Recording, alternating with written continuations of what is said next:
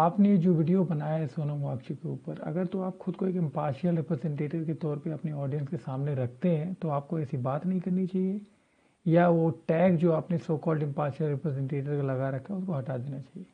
जो आपकी ये कही गई बातें हैं आपकी वीडियो में, मैं उन पे थोड़ा सा आपकी ऑडियंस का अटेंशन लाना चाहूँगा। ये कह रहे हैं कि जब 370 हटाया गया तो वहाँ की पब्लिक ने उसको सेलिब्रेट किया। इवन सोनम वांगचुक ने खुद सेलिब्रेट किया। वहाँ की पब्लिक ने सेलिब्रेट इसलिए किया क्योंकि उनकी डिमांड हमेशा से थी और पिछली सरकारों ने उनकी डिमांड को पूरी तरह नज़रअंदाज किया था।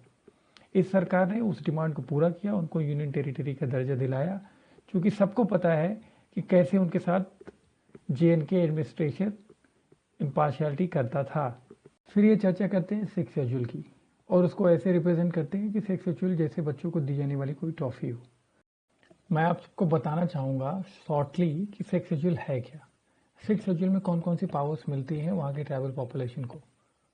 वहाँ की पॉपुलेशन को ऑटोनोमस डिस्ट्रिक्ट काउंसिल बनाने की पावर मिलती है, लेजिस्लेटिव, जुडिशियल, एडमिनिस्ट्रेटिव पावर्स मिलती हैं, प्रोटेक्शन ऑफ ट्राइबल राइट्स मिलते हैं, लैंड और ट्रेड रेगुलेशंस मिलते हैं।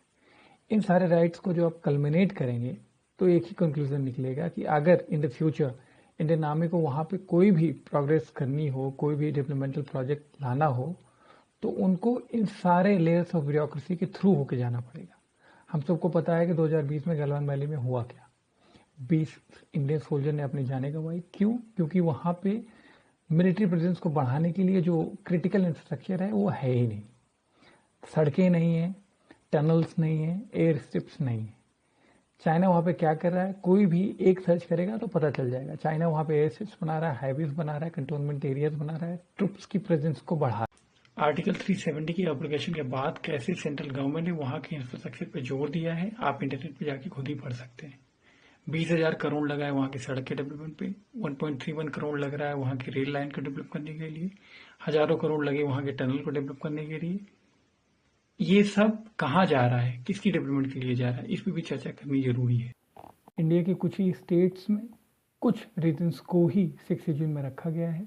स्टेट्स जैसे कि असम, मेघालय, त्रिपुरा और मिजोरम में जो रीजन्स हैं जो अंडर सिक्स शेड्यूल आते हैं, उनमें से कोई भी रीजन आप इंटरनेट पर जाके सर्च कर सकते हैं, सीमावर्ती नहीं है। कोई भी रीजन अपनी बाउंड्री को चाइना से साझा नहीं करते हैं।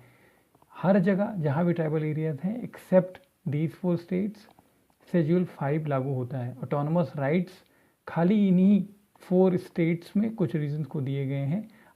फिर आप कहते हैं कि जब वहाँ की पब्लिक ने इन्वायरमेंट को लेकर प्रोटेस्ट किया तो गवर्नमेंट ऑफ द सेंटर इस बात को पचा नहीं पाई।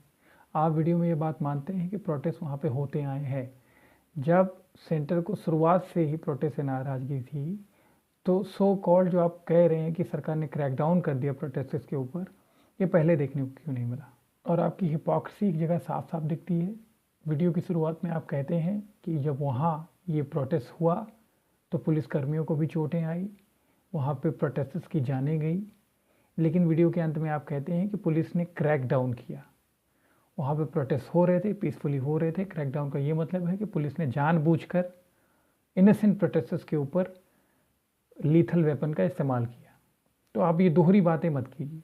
फिर आप कहते हैं कि वहाँ की लोकल पॉपुलेशन वहाँ के ग्लेशियर्स, पास्चर्स और रिवर्स को लेके चिंतित है।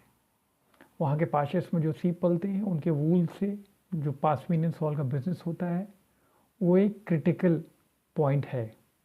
लेकिन डेवलपमेंट हवा में तो किया नहीं जा सकता। सड़कें बनेंगी, टनल्स जब बनेंगे, एयर स्ट्रिप्स बनेंगे तो कुछ ना कुछ एनवायरनमेंट पे असर आएगा। जब चाइना ने चाइनीज़ एडमिनिस्ट्रेटिव रीजन के ऊपर डेवलपमेंट प्रोजेक्ट्स लाए तो उन्होंने भी CO2 इमिट किया। जो CO2 इमिशन हुआ उसका इफेक्ट खाली उनके रीजन में ही नहीं रहेगा, सबको पता है, वो इंडियन रीजन में भी होगा। उस समय तो हमको ऐसे कोई प्रोटेस्ट देखने को नहीं मिले जिनका मोटो ये होता कि चाइना चूँकि डेवलपमेंट कर रहा है और हम सीमावर्ती क्षेत्र में रहते हैं तो भारत सरकार को चाहिए कि उनको काउंटर करने के लिए यहाँ भी ऐसे प्रोजेक्ट्स लाए, क्योंकि अगर कोई सबसे पहले और सबसे ज़्यादा इफेक्ट होगा तो वहाँ की पॉपुलेशन ही होगी। फिर वीडियो में चर्चा होती है एम्प्लॉयमेंट के ऊपर। वहाँ की युवाओं के बीच एम्प्लॉयमेंट नहीं है। इसका रीज़न साफ है कि वहाँ पे इंडस्ट्रियलाइजेशन हुआ ही नहीं है, वहाँ पे फैक्ट्रीज नहीं है, तो युवा जॉब कहाँ करेंगे। आपकी पॉलिसी है कि आपको दोनों हाथों में लड्डू चाहिए। एक तरफ आपको जॉब चाहिए, दूसरी तरफ आप चाहते हैं कि इन्वायरमेंट को किसी भी तरह से कोई नुकसान ना हो। जो कि अपने आप में ही एक कॉन्ट्राडिक्टरी स्टेटमेंट है। दुनिया का कोई भी देश हो, जाके आप इंटरनेट पे सर्च करके देख लीजिए, क्या वो बिना इन्वायरमेंट को कोई भी नुकसान पहुंचाए एक डेवलप्ड कंट्री बन पाया है, हाँ या नहीं। फिर ये अपनी वीडियो में कहते हैं कि आर्मी ही युवाओं का मात्र एक जरिया था एम्प्लॉयमेंट का, और अग्निवीर आने के बाद वो जरिया भी ख़त्म हो गया है। 2020-21 कोविड जब था तो रिक्रूटमेंट ऑल ओवर इंडिया कहीं भी नहीं हुई। अब रिक्रूटमेंट हो रही। अग्निवीर स्कीम को लेके आपकी सहमति नहीं है तो आप किसी भी बात में उस चीज़ को लपेट के रिप्रेजेंट कर देते हैं।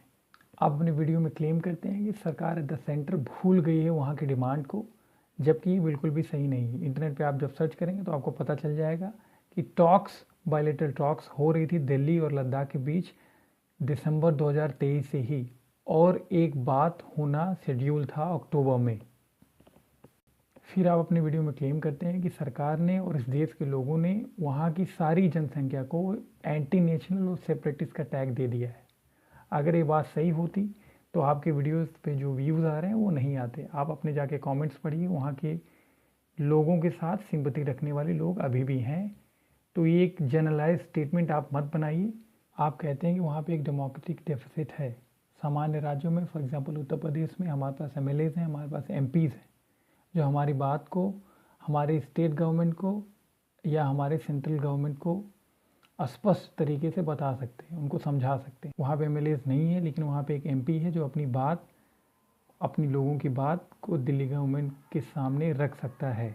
आप ये बिल्कुल नहीं बता रहे हैं कि वहाँ पे एक भी एमपी है या नहीं है। वहाँ के एमपी मोहम्मद हनीफा पूरी तरह कैपेबल हैं अपनी और अपने लोगों की बात को सेंट्रल गवर्नमेंट के सामने रखने के लिए। मेरा कहना यह है, चूँकि लद्दाख बहुत ही क्रिटिकल रीजन है भारत के नेशनल सिक्योरिटी के लिए, तो उस पर वीडियो बना के उस पर कमेंट पास करने से पहले आप जैसे बुद्धिजीवियों को सोच लेना चाहिए और इम्पार्शियल तरीके से फैक्ट्स को रखना चाहिए बिना मैनिपुलेशन के। आपने जो बातें रखी हैं उसमें से बहुत सारी बातें जायज़ हैं, लेकिन आपका किसी भी बात को जनरलाइज करना, फैक्ट्स को मोड़ना, उनको अंडर रिप्रेजेंट करना बिल्कुल सही बात नहीं है।